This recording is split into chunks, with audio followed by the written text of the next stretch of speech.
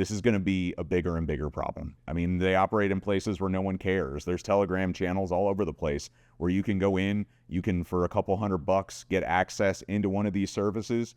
There is an enormous amount of credentials, and they're just giving them away for free.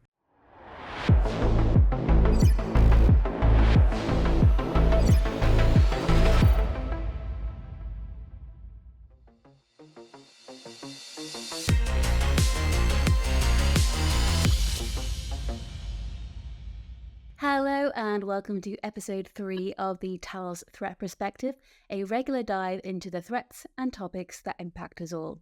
On today's episode, we're going to talk about what kind of year has it been so far in the threat landscape. We caught up with Talos' head of outreach, Nick Biasini, who told us that he has 2 major areas of concern right now.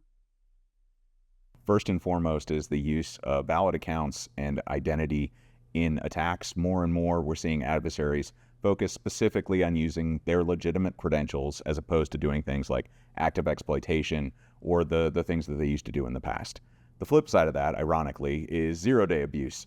This is focused more heavily in the state-sponsored space, and most concerningly is on mobile platforms, and that's where you have your mercenary spyware, your private sector offensive actors, where there's a lot of very concerning targeting without a lot of very sophisticated defenses. Let's focus on that first one for a moment. In the latest Talos Incident Response Quarterly Trends Report, we saw the use of valid accounts as an initial access vector jump from 35% to 60% of all incidents. So why is this a trend that's increasing? There's a couple of reasons. One of the biggest that we're seeing right now is the fact that data for organizations is housed in a lot of different places. So increasingly, adversaries don't have to look exclusively at their domain account to get access to data that they could use for extortion. So we're increasingly seeing high interest in third-party accounts, places where data is being housed externally as a very effective attack vector. It allows them to get access to things they wouldn't otherwise.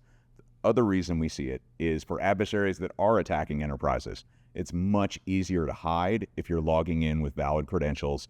If you connect to the VPN, you start issuing commands, much lower chance that you're detected than if you're actively exploiting an external server and then using a system account or a service account around the network. Now, onto that second concern. Based on Talos data, we've seen a 50% increase in zero-day abuse over the last couple of years. So let's talk about what's going on there, particularly in the state-sponsored space. The amount of 0 days we're seeing abused has continued to skyrocket since 2022.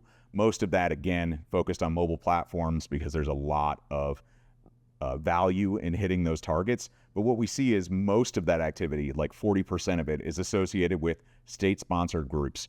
These groups have the capabilities and the ability to compromise targets almost indiscriminately, it seems at times, because of the deep amount of zero-day vulnerabilities that they appear to have stockpiled. As Nick mentioned, most of the activity and indeed most of the innovation that we're seeing with 0 days at the moment is on mobile platforms.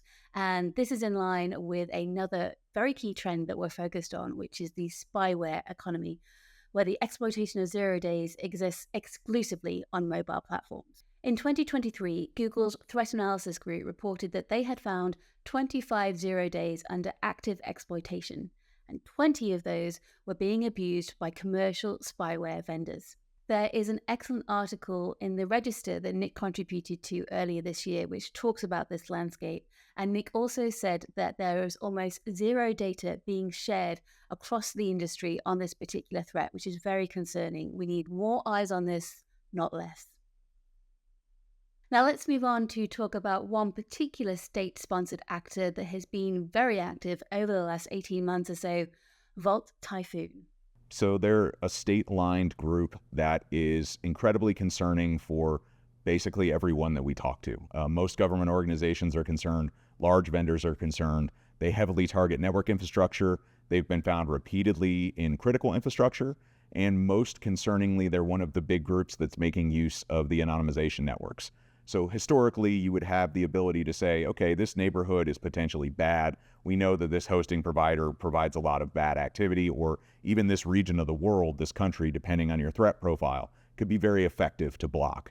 What we see now is they've built a network that does include things like VPSs, which are servers that you can rent from a hosting provider, but it also includes things like compromises NAS, compromised SOHO devices, which are your routers that you run at home, compromised IoT devices, and they're all over the world. So now if they have an organization that they're targeting, say they know what country it's in or what city they're located in, the attacks will be coming from residential address space inside of the city where they operate.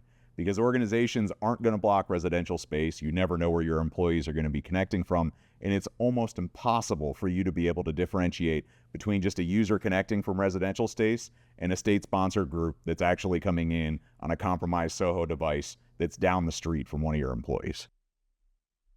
The last topic is the InfoStealer Landscape, malware that is designed to steal credentials. Now, this area has had a few upgrades recently, and Nick says that as defenders, we need to be paying more attention. InfoStealer Landscape has really matured and evolved over the last several years. So now what you have is these large groups of individuals that are delivering InfoStealers in high volumes on a large amount of targets, gathering, vetting, and verifying all these credentials and providing them for sale by other cybercriminals. So you think about it, initially the focus is on things like domain access, like, oh, well, there's value in buying a domain credential to potentially log in and do damage with. But even the other credentials can be incredibly valuable. We've seen recently with all the Snowflake incidents that have happened, no fault of Snowflake at all, but because customers had InfoStealers installed on systems that compromised credentials where data is housed, adversaries can gain access to these credentials, log in, and at times launch very effective data extortion campaigns without ever even touching the enterprise in question. This is going to be a bigger and bigger problem. I mean, they operate in places where no one cares. There's Telegram channels all over the place where you can go in, you can, for a couple $100, get access into one of these services. And they have so many credentials that at times, in my talk, I had a screenshot of this. They gave away a 150 megabyte RAR file that's a text file of credentials. There is an enormous amount of credentials, and they're just giving them away for free. This is things like Google accounts, Netflix accounts, Facebook accounts, which doesn't seem like it has high value, but can again be used in very sophisticated attacks and could be given away for free. And finally, here are some takeaways and recommendations that Nick would like to leave you with. First and foremost, stop dismissing things like InfoStealers. They are incredibly important.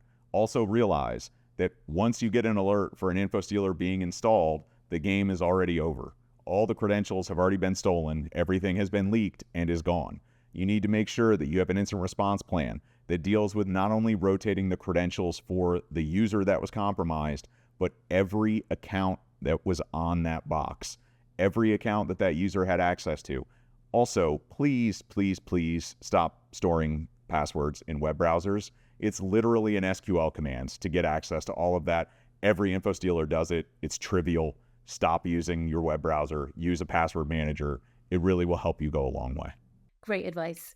That is it for this episode. Thank you so much for watching. We'll have another video for you very soon. In the meantime, do subscribe to the Talos YouTube channel if you like more content like this hitting your feed.